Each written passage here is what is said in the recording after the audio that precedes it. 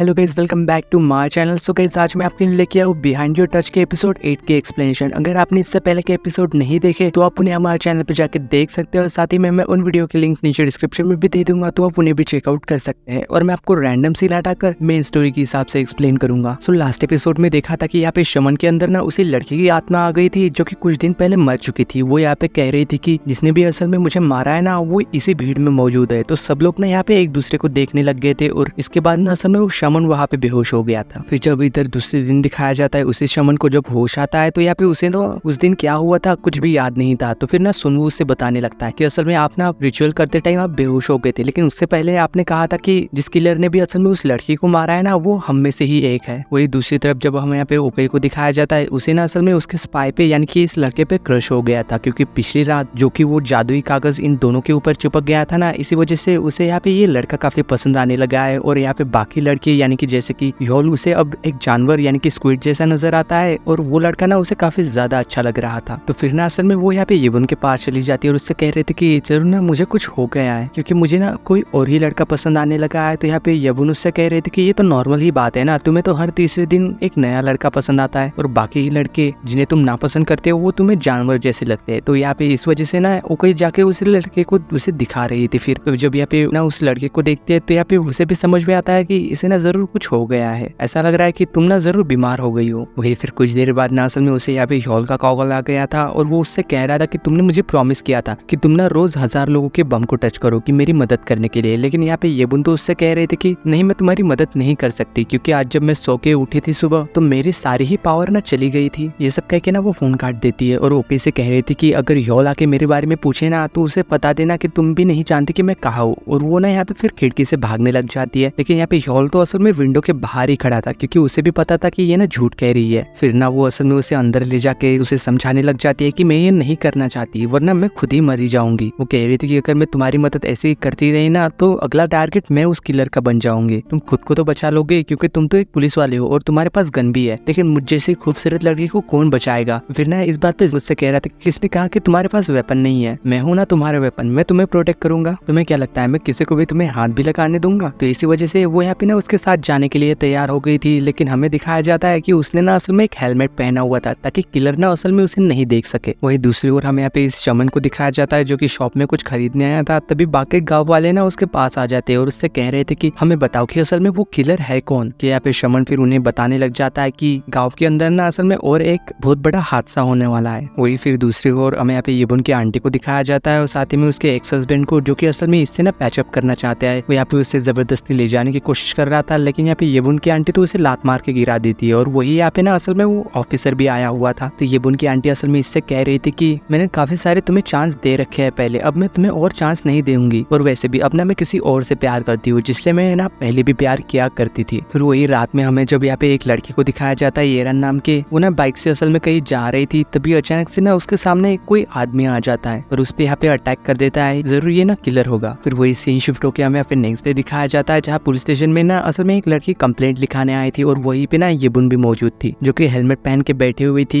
वो यहाँ पे लड़की ना योल को बता रही थी कि येरान ना असल में रात में कहीं गई थी, लेकिन अभी तक ना वो वापस नहीं आई है। हम दोनों ना असल में यही पास वाले कॉफी शॉप में काम किया करते हैं। हमारी बॉस कह रही थी कि वो तो कहीं भाग चुकी है, लेकिन मुझे लगता है कि वो जरूर ना किसी मुसीबत में होगी। और साथ ही में वो उसे बता रही थी कि येरान ना एक बहुत ही अच्छी लड़की है। बचपन में उसका भाई कहीं गुम हो गया था और तब से ही ना वो थोड़े थोड़े पैसे बचाकर अनाथ आश्रम में डोनेट करती रहती है, इस उम्मीद के साथ कि उसका भाई ना कहीं उनमें से ही एक होगा। तो यह दिखाया जाता है कि ये कहानी सुन के असल में यहाँ पे येबुन तो रोने लग गई थी। वो उसके पास आके उससे कहती है कि तुम टेंशन मत लो, हम ना तुम्हारी मदद जरूर करेंगे और जरूर येरन को ढूंढ के रहेंगे। वही नेक्स्ट सीन में हमें यहाँ पे उसी शमन को दिखाया जाता है जिसके पास ना गाँव वाले आ गए थे और उससे कह रहे थे कि तुमने सही कहा था, असल में कल रात ना एक लड़की कॉफी शॉप वाली गायब हो चुकी है जैसा कि तुमने कहा था। तो यहाँ पे सारे ही लोग ना लाइन लगा के उससे अपना अपना फ्यूचर पूछने वाले थे और देखते ही देखते यहाँ पे इसी चीज की वजह से ना वो काफी ज्यादा पैसे भी कमा लेता है। वही नेक्स्ट सीन में हमें यहाँ पे सुनवू को दिखाया जाता है जो कि कहीं जा रहा था। तो यहाँ पे येबुन उसे रोक के पूछते हैं कि क्या तुम काम पे जा रहे हो, लेकिन वो तो बता रहा था कि नहीं, मैं काम पे नहीं जा रहा, मैं अपनी वर्कशॉप पे जा रहा हूँ। तो यहाँ पे फिर येबुन तो उससे कह रहे थे कि क्या मैं तुम्हारे साथ चल सकती हूँ, तो वो ना फिर उसके साथ चली जाती है। तो तभी यहाँ पे असल में ये योल भी वहां से गुजर रहा था, तो वो ना उन दोनों को जाते हुए देख लेता है। तो इधर दिखाया जाता है कि यहाँ पे सुनो ना उसे एक जगह पे लेके आया था और उसे बता रहा था कि आज से ना यही मेरा वर्कशॉप होगा। मैं यहाँ पे लकड़ियों को यूज करके ना ढेर सारा सामान बनाऊंगा। लेकिन तभी यहाँ पे ना अचानक उसे यॉल का कॉल आ गया था, इस वजह से वो बाहर चली गई थी। वो उससे पूछ रहा था कि तुम कहाँ हो। यहाँ येबुन तो उससे झूठ कह रही थी कि मैं ना अभी घर पे हूँ, लेकिन यहाँ पे वही था और वो उसे देख के कहता है कि तुम्हारे ना असल में शूलेसेस खुले हुए हैं। तो ये बात सुनकर येबुन तो हैरान हो गई थी। वो देखती है कि यहाँ पे यॉल भी ना असल में सामने ही खड़ा हुआ है। तो फिर ना असल में यॉल उसे पकड़ के वहां से ले गया था। वही दूसरी ओर हमें यहाँ पे येबुन की आंटी को दिखाया जाता है, जिसका की एक्स हस्बैंड ना उसे जबरदस्ती पकड़ के गाड़ी में बिठा रहा था और वही यहाँ पे जोंगुक भी खड़ा हुआ था, जो कि ये सारा कुछ ना देखता है। और फिर ना वो उसकी गाड़ी के पीछे जाके उसे गाड़ी से नीचे उतार देता है और उसकी कार की चाबी भी फेंक देता है। और साथ ही में वो यहाँ पे ना येबुन की आंटी को वहां से भगा के ले गया था। और वही इधर दूसरे सीन में यहाँ पे ह्योल ना येबुन से पूछ रहा था कि तुम उस लड़के के ऊपर इतना ज्यादा भरोसा क्यों करती हो, तुम तो उसे जानती भी नहीं। पर यार येबुन तो कह रही थी कि नहीं, वो ना बहुत ही अच्छा लड़का है। लेकिन यहाँ पे ह्योल तो कह रहा था कि तुम तो उसे थोड़ी ही दिनों से जानती हो, तुम इसमें इतना ज्यादा भरोसा कैसे कर सकती हो। लेकिन यहाँ पे ह्योल तो कह रहा था कि उसके जैसा क्यूट सा लड़का बुरा तो नहीं हो सकता ना।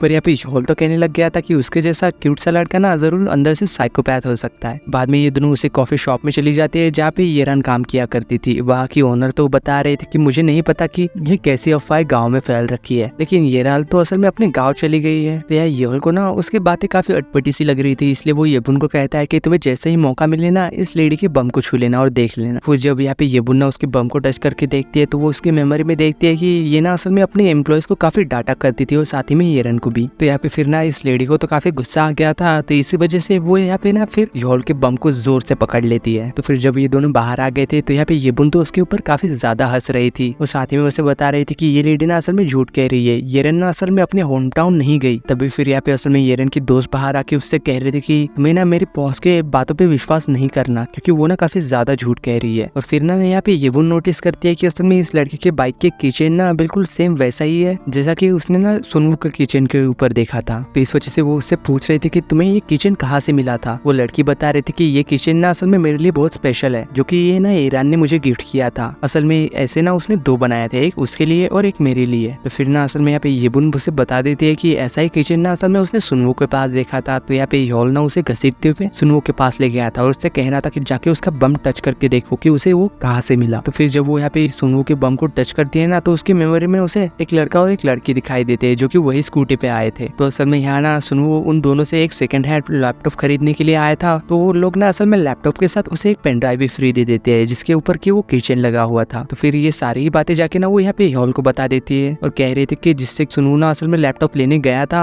उनके पास सेम वैसी ही बाइक थी। तो फिर बाद में ना असल में वो ओके कि उस स्पाई के पास चले जाते हैं, जो कि असल में स्कूल टीचर है। तो यहाँ पे येबुन उसके बम को टच करती है तो उसकी मेमोरी में ना वो उसी लड़के को देखती है जिससे कि सुनू ने ना असल में वो लैपटॉप खरीदा हुआ था। फिर वो उससे पूछ रहे थे कि क्या तुम उस लड़के को जानते हो, उसने ना असल में रिसेंटली एक मोटर बाइक चुराई है। वो लड़का यहाँ पे उससे कह रहा था कि मैं आपको ना बाइक लाके दे दूंगा, इसलिए मुझे थोड़ा टाइम दे दो। तो फिर ना वो यहाँ पे ओके के साथ मिलके ना उसी लड़के के पास चला गया था। फिर वो यहाँ पे उस लड़के के पूछ रहा था कि तुमने ये बाइक कहाँ से ली। तो वो बता रहा था कि मैंने इसे चुराई नहीं, ये मुझे ना कहीं मिल गई थी। तो फिर बाद में जब रात हो गई थी तो यहाँ पे येबुन और ह्योल ना उसी जगह पे चले जाते हैं जहाँ की उन लोगों को ना वो बाइक मिली थी। तो वो जब यहाँ पे इधर उधर नीचे देखते हैं तो यहाँ पे उन्हें ना ब्लड के ट्रेसेस मिलते हैं और साथ ही में एक नाइफ भी मिलता है। तो वो यहाँ पे फिर देखते हैं कि या तो एक कैमरा भी लगा हुआ है। तो इसी वजह से वो यहाँ पे उस कैमरे की फुटेज निकालते हैं और उस ब्लड को ना येरेन के डीएनए से मैच करने की कोशिश करते हैं। और वो ना असल में उसका डीएनए मैच हो गया था, वहाँ के कैमरे में असल में वो मर्डरर भी कैप्चर हो गया था, पर उसके अंदर ना उसकी शक्ल नहीं दिखाई दे रही थी। फिर वही जब नेक्स्ट डे दिखाया जाता है, ह्योल ना असल में उसी जगह पे चला गया था जहाँ की येरेन ना लास्ट टाइम कॉफी डिलीवर करने आई थी। तो उस आदमी की मेमोरी में यहाँ पे येबुन देखती है कि येरेन यहाँ पे आई तो थी, लेकिन वो कॉफी शॉप के बजाय कहीं और ही चली गई थी बाद में। और वो यहाँ पे असल में जब भी कॉफी डिलीवर करने आया करती थी ना, वो हमेशा ही उल्टे डायरेक्शन में जाया करती थी। तो ये बात तो उन्हें काफी ज्यादा अटपटी लग रही थी। तो फिर ये दोनों ही उसी डायरेक्शन में जाते हैं। तो यहाँ पे जाके ना असल में उसे गॉन्सिक का फार्म मिल जाता है उस डायरेक्शन में, जिसके गाय को देखने के लिए यहाँ पे येबुन ना हमेशा ही आया करती है। यहाँ पे फिर ह्योल ना उससे पूछ रहा था कि क्या येरेन यहाँ पे डिलीवरी करने के लिए आई थी। तो यहाँ पे वो तो मना कर देता है, वो कह रहा था कि मैंने तो बस उसे उसके कॉफी शॉप में ही देखा है। पर येबुन को यहाँ पे याद आ जाता है कि असल में उसने जब गॉन्सिक के मेमोरी को देखा था ना, तो उसमें ना वो लड़की दिखाई दी थी और वो ना असल में गॉन्सिक के फार्म पे कई बार आ चुकी थी। शायद ये दोनों दोस्त या ऐसे ही कुछ थे। तो यहाँ पे असल में येबुन को तो ये बात पता थी कि असल में ये ना झूठ कह रहा है, इसलिए वो ना फिर उसे वहां से ले जाके उसे बता देते हैं कि असल में गॉन्सिक ना झूठ कह रहा है, मैंने असल में उसकी मेमोरी में येरेन को कई बार देखा था। यहाँ तक कि मुझे ऐसा लगता है कि वो ना असल में गॉन्सिक को पसंद किया करती थी। और साथ ही में बता देती है कि असल में उसके पास भी ना मेरी जैसे पावर है, इसलिए ना वो तुम्हारे पैर को टच करने की कोशिश कर रहा था। पर साथ ही में वो उसे ये भी बता देती है कि मैंने असल में उसकी मेमोरी में उसे किसी को मारते हुए तो नहीं देखा था। तभी यहाँ पे वो देखती है कि गॉन्सिक ना असल में अपनी गाड़ी लेके कहीं जा रहा था, तो ये दोनों भी ना फिर असल में उसका पीछा करने लग जाते हैं। ये दोनों उसका पीछा करते करते अलग अलग हो गए थे। तो यहाँ पे येबुन ना उसका काफी देर तक पीछा करते हैं और पीछा करते हुए ना वो उसके एक वेयर हाउस के पास आ गई थी। वो यहाँ पे साहब फोन करके ह्योल को भी बता देती है और यहाँ पे आने के लिए कहती है। फिर जैसे ही वो अंदर जाती है ना, अचानक से उसका फोन बंद हो गया था। तभी यहाँ पे गॉन्सिक को भी पता चल गया था कि येबुन ना उसका पीछा कर रही है। तो वो ना उसके सामने आ जाता है और पूछ रहा था कि तुम मेरा पीछा क्यों कर रही हो। येबुन भी उससे कह रहे थे कि तुमने झूठ क्यों कहा, येरान तो काफी बार तुमसे मिलने के लिए तुम्हारे फार्म पे आई थी, यहाँ तक कि वो तुम्हें पसंद भी किया करती थी। तो यहाँ गॉन्सिक तो असल में उसे डराने लग गया था कि तुम्हें पता नहीं ये एरिया कितना डेंजरस है, तुम्हें अकेले यहाँ नहीं आना चाहिए था। अगर मैंने ये बात तुम्हें बता दी होती तो लोग तो मुझ पे ही शक करते, मुझे ही गलत समझते ना, इसलिए मैंने ये बात किसी को नहीं बताई, जैसा कि तुम अब मुझ पे शक कर रही हो। तो येबुन कह रही थी कि अगर ऐसी बात है तो तुम ना मुझे एक बार अपने बम को टच करने दो, अगर मुझे पता चल गया कि तुम इनोसेंट हो तो मैं ना तुम्हारी मदद करूंगी। तो यहाँ पे वो तो कहने लग गया था कि तुम्हें मेरे बारे में कितना पता चला है। वो ये सब कह के ना वो यहाँ पे येबुन के पैर को टच करने लग गया था और साथ में यहाँ पे येबुन भी ना असल में उसके बम को टच करने लग गई थी कि उसने खून किया है या नहीं। लेकिन तभी इसी दौरान ना यहाँ पे ह्योल भी आ गया था। यहाँ येबुन को तो लग रहा था कि वो ना उसे बचाने के लिए आया है, लेकिन वो तो किसी और ही डायरेक्शन में चला गया था। तो वो असल में अंदर जाके ना यहाँ पे येरान को आवाज लगाता है और कह रहा था कि मुझे सब पता है, इसलिए तुम ना बाहर आ जाओ। तो हमें दिखाया जाता है कि येरान तो असल में जिंदा है और वो यहाँ पे ना छुपी हुई थी।